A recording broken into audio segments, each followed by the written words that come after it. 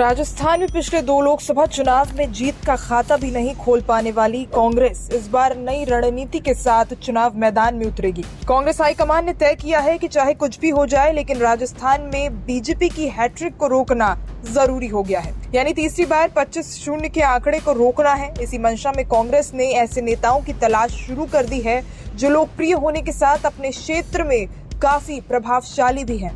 भले ही वो नेता कांग्रेस के हों या ना, लेकिन जिताऊ नेता की तलाश करके चिन्हित करने के बाद उस नेता को अपने पाले में लाने की कोशिश की जाएगी। कुछ नेता कांग्रेस में शामिल हो गए और जो कांग्रेस में नहीं आ पाए, उन नेताओं की पार्टी के साथ कांग्रेस ने गठबंधन कर लिया। कांग्रेस की ये रणनीति कुछ हद तक कारगर साबित हो रही है। कयास लगाए जा रहे हैं कि इस बार कांग्रेस 25-0 के स्कोर को बदल सकती है। जीत के नए फॉर्मूले पर काम लगातार चल रहा है। कांग्रेस ये भी ध्यान रख रही है कि जो प्रभावशाली नेता बीजेपी से नाराज थे या हैं, उन्हें कांग्रेस में लाकर चुनाव मैदान में उतारा जाएगा। चूरू और कोटा लोकसभा सीट पर कांग्रेस ने ऐसा ही किया। चूरू में बीजेपी ने लगातार 2 बार सांसद रहे राहुल कस्वां का टिकट काटा तो उनका नाराज होना स्वाभाविक था। कांग्रेस मौके की तलाश में थी।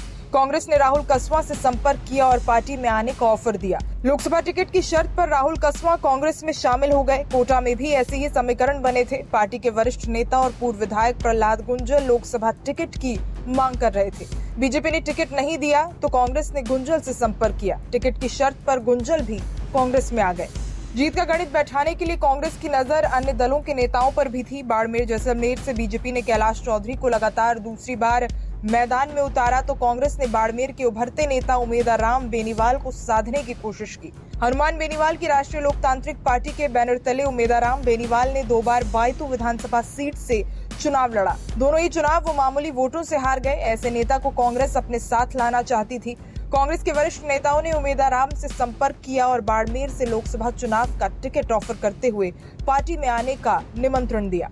उमेदराम ने कांग्रेस ज्वाइन कर ली और पार्टी ने उन्हें टिकट भी दे दिया। बीजेपी की जीत की हैट्रिक रोकने के लिए कांग्रेस ने इस बार हर दांव खेला है। अन्य दलों के जो नेता पार्टी में नहीं आ सकते थे, उन नेताओं की पार्टी के साथ कांग्रेस ने गठबंधन करने की भी कोशिश की।